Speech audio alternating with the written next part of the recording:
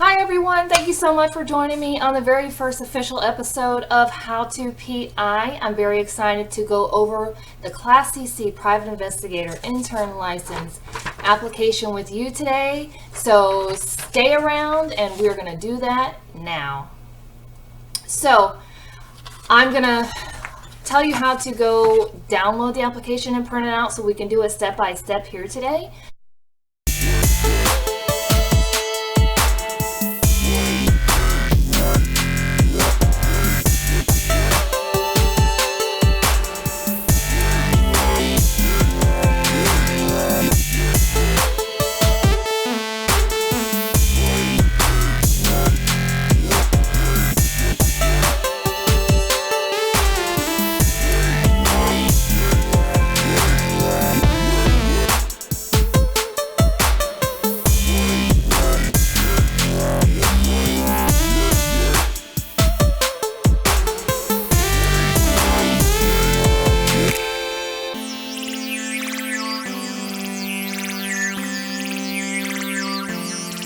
So go ahead and do that now. The link is below.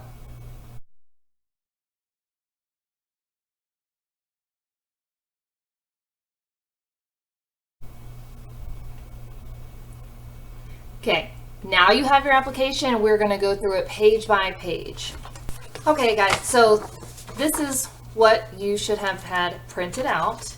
It's a several page packet, and I'm going to go through page by page just to make sure that we get it done right the first time. That's the idea. First of all, make sure that you have black ink for your pen that you're going to use to complete your application. Black ink is the only ink that is permitted. Okay, so flipping through, first page, get rid of that. You don't need the cover. The next few pages are important, but you don't need them right now. So page number 1, go ahead and put that to the side. Page number 2, go ahead and put that to the side. It is just explaining to you what you're about to get into, and I'm going to go through that with you. So not in lieu of, but go back and read through those. I'm sure you're going to read through them anyways. But page 3, I love this. Page 3, you're going to see a little checklist over here, and it gives you the application fee, proof of training you need to submit with your application, letter of intent to sponsor, your proof of work authorization if you are not a U.S. citizen, color photographs, the passport photos, and your fingerprint submissions along with your fees. So it's a good checklist to go by because it's a lot of stuff that you have to do to get this done and submit it, then send it off to Tallahassee. So put that to the side. On to the next page that gives you the diagram of the passport photo. Put that to the side. The next page is intentionally blank. They don't tell you that, but nothing prints out, just a white piece of paper. So I guess you could put that in your scratch paper or put it back in your printer because you could use it again anyway. Alright, so the nitty gritty. Page 1 of 5 is your application. This is really self-explanatory. The only thing I would advise, or what I did, you don't have to, but for the race, eye color, and hair color, I did refer to the previous page where it gives your fingerprint information. And I just wrote down the acronyms that they had. For example, I have blue eyes, so I put BLU. I have blonde hair, so I put BLN in the description box there, but you can probably fill out whatever, but they accepted that part. They didn't complain. So if you want to use that as a little tidbit, everything else is all your private information, so you'll know that, and nothing crazy or complicated on that page. Page 205, intentionally blank. Put that to the side. You don't need that. The next page is, it's all your personal information. Military history, criminal history. The only thing I would say is a little unique is alias information. Make sure that you put any nicknames that you use, any previous last names. Yeah, and that's pretty much it for that page on 3 of 5. And then you have your personal history, which is, of course, only you will know that. Make sure that you are honest. Don't leave anything out for the Department of Licensing to find out. If you want your application to be never accepted, lie. If you want it to go through easy peasy, well, let's not say that. If you want better luck of not having any problems, then you will just be completely forthcoming, honest, and just lay it all out there, because there really shouldn't be anything to hide if you're wanting to do this kind of job. On to page 4 of 5, your personal history. That's your personal information, obviously, with your do you have any kind of a medical illness, substance abuse, alcohol abuse. Be honest with that, please. The next section is section 6, your training and experience. You are required to complete a 40-hour course, I believe it is. I'm going to link down below to the schools, classes that the Department of Licensing in the state of Florida has approved for private investigators. You will need to submit that certificate of completion with your application so that they know that you have indeed completed the course.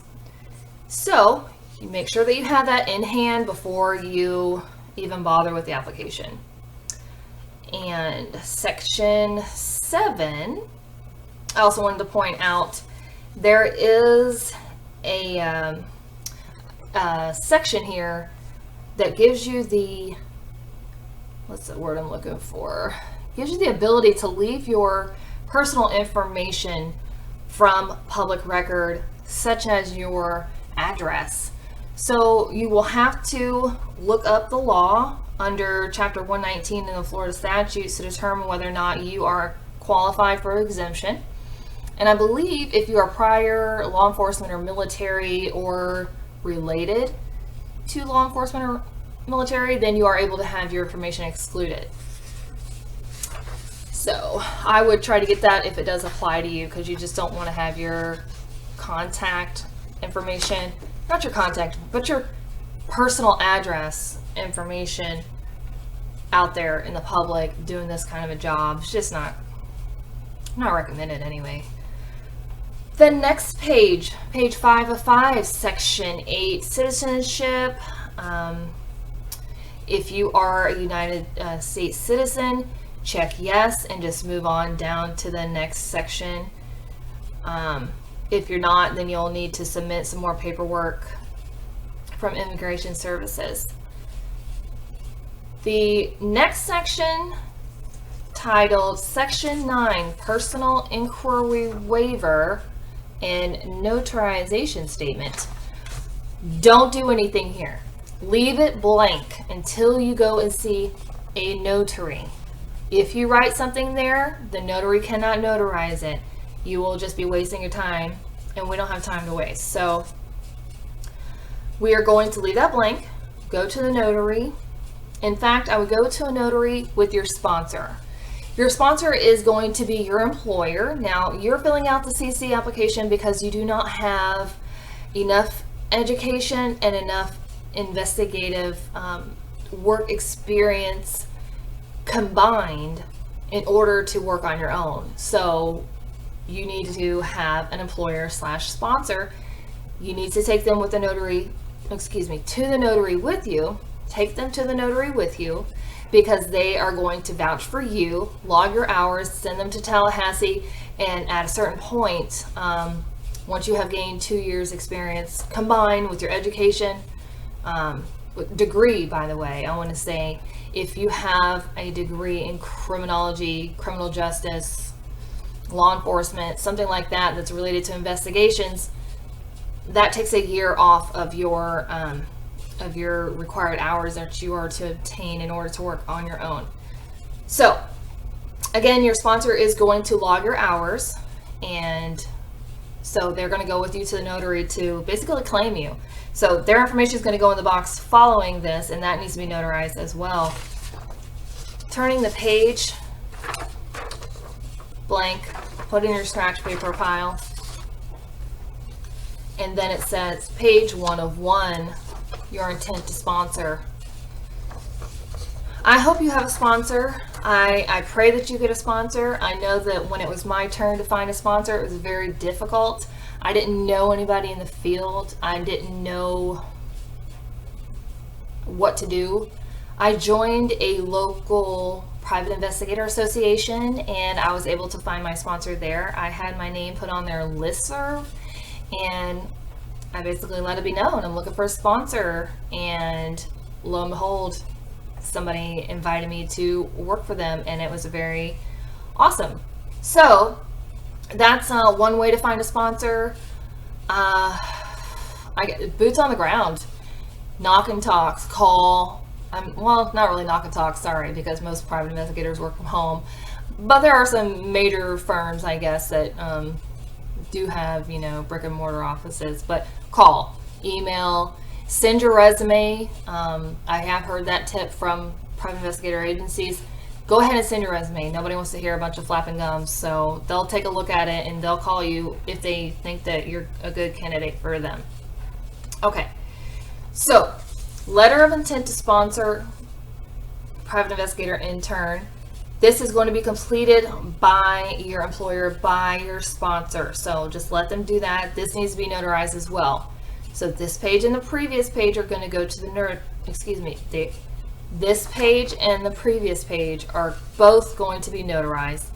You do not complete anything on the previous section or this page without being in front of a notary. So obviously you're going to take your identification. If you've never been to a notary before, sorry, they're going to want that.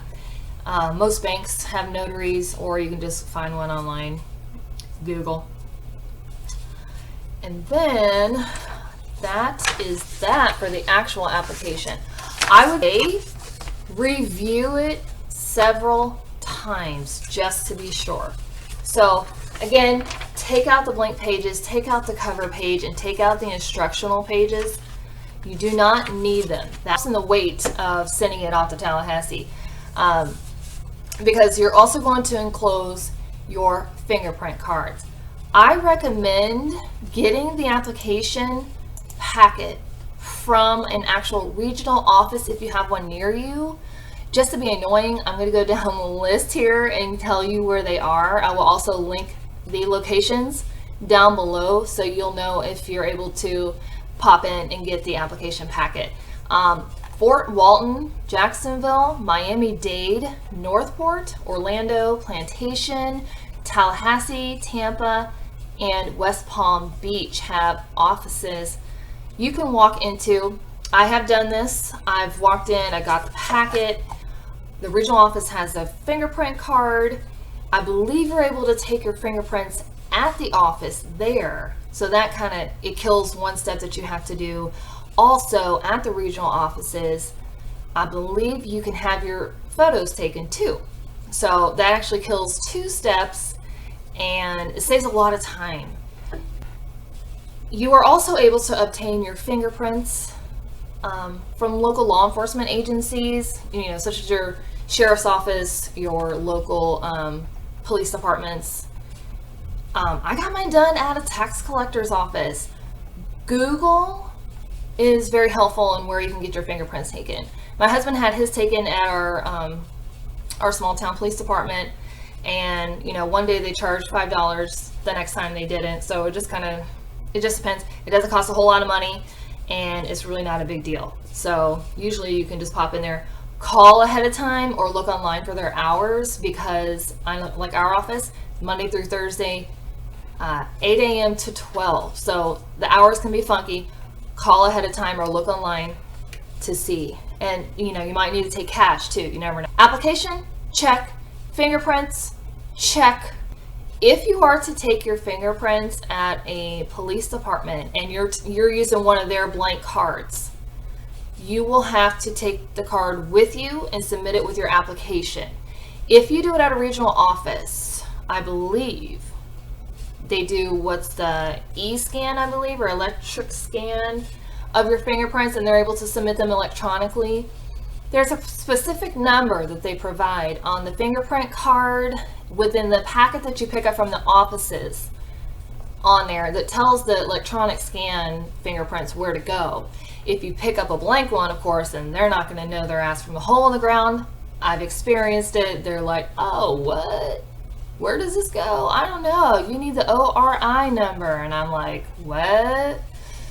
So yeah, I did figure it all out, but I ended up just submitting it with my application, sending it all to Tallahassee, and just didn't do the electronic scan. So whatever, it wasn't a big deal. It didn't hold me back any longer. It didn't take any longer for them to check my fingerprints or whatever than it did to have them electronically scanned, as far as I know.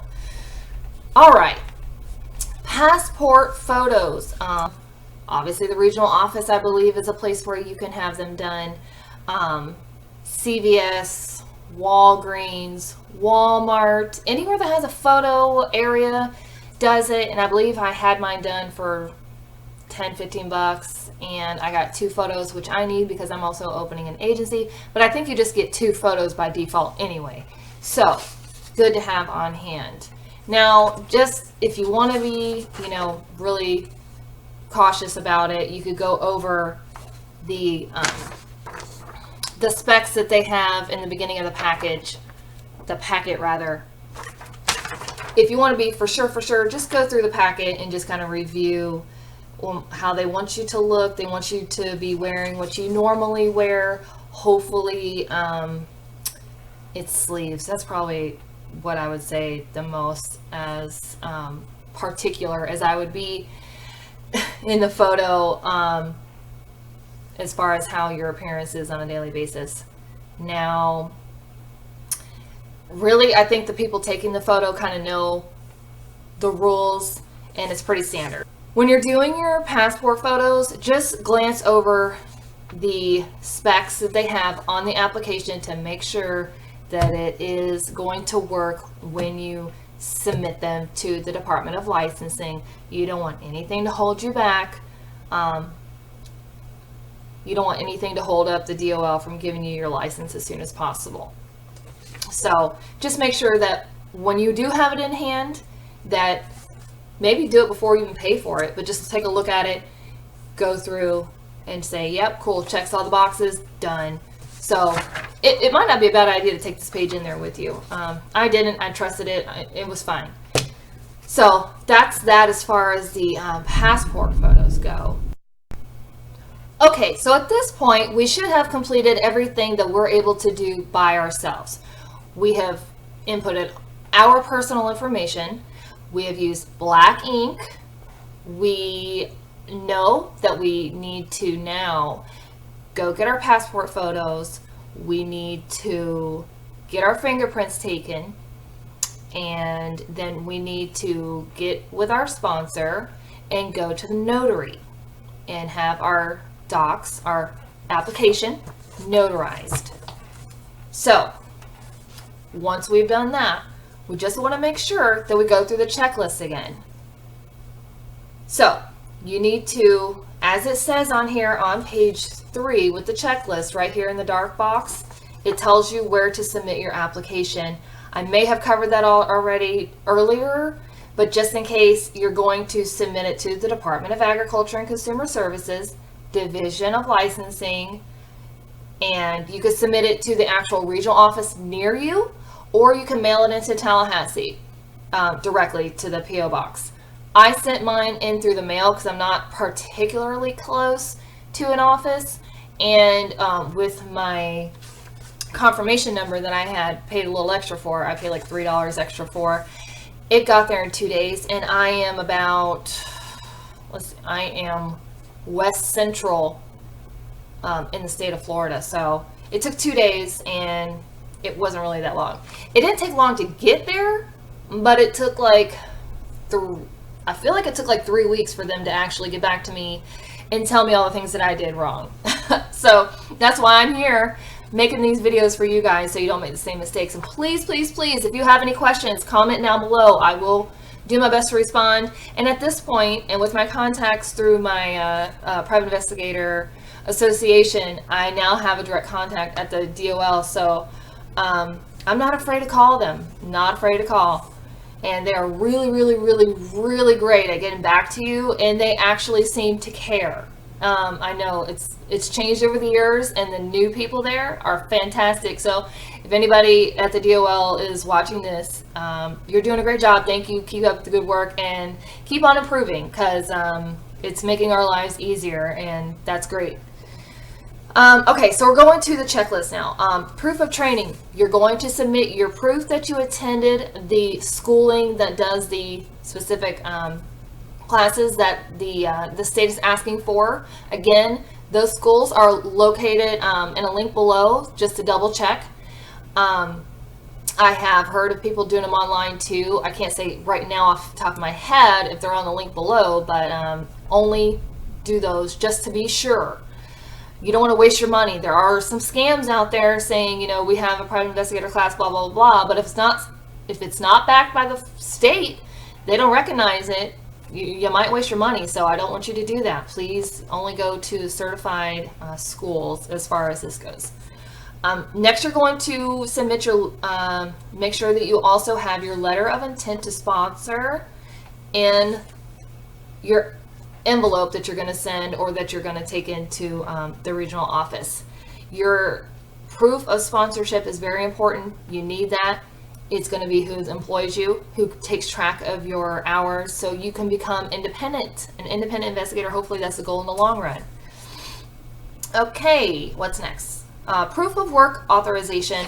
That is if you are not a U.S. citizen, you'll need to submit a little bit more information. And your color photographs, those are your passport photos. I keep calling them passport photos because that is the size. That is what they're called when you go to get them taken, and that's what you're going to send in with you. Just one of those. Keep one back if you get two, so you can use it in the future. Hopefully you're going to open your own agency and watch my other videos on how to do that, because that's very exciting. I know I'm excited. Anyways, your fingerprint submissions, you're going to submit that if you didn't do eScan. If you get a copy of it, I might almost submit it anyway, because I'm not sure if I've ever done that. And then, obviously, application's going to go in there. I don't know if I said that, but that's going in there. And then your money order or check made payable to the Florida Department of Agriculture and Consumer Services in the amount of $162.75. As of today is 10/26/2019. The cost is that $162.75. So submit all of that into your hard envelope. That is, let's see, I believe it's 5 pages. Make sure you have 5 pages. I've confirmed with the Department of Licensing that you do not need to send the extra hubbub, instructions, blank sheets, cover sheets. All they care about are the your personal information pages. Yes, so 5 actual application pages, your fingerprints, any educational experience that you have. If you've worked as a PI before, submit the proof of that. Any degrees that you have that is related to investigations, submit a copy of that. Submit any prior employment, submit it. Let the DOL determine, you know, how many hours you have left to obtain your own license, which, by the way, if you are going to, when you become an independent investigator, you will then apply for the C license. So make sure you watch my next video so you know how to complete that application. I have also done that recently for my husband. I did not do it. I watched the process. I have a copy of the application. I know how to complete that application successfully on the first time. So I don't think many people have a problem the first time around, but just in case, I mean, it is kind of a process. And if you have any questions, you can obviously contact the DOL yourself. You can definitely email or call them. If I have that information, I will link that below also. If you want to hit me up, great. I appreciate that and I enjoy it. Stick around, man. Subscribe, because I'm going to have some really cool information. Once we get past all this applying and once we are investigators, and then we're going to get into the fun stuff. I'm going to get into surveillance tips, fun gadgets. Who doesn't love a covert camera? I mean, they're cool, right?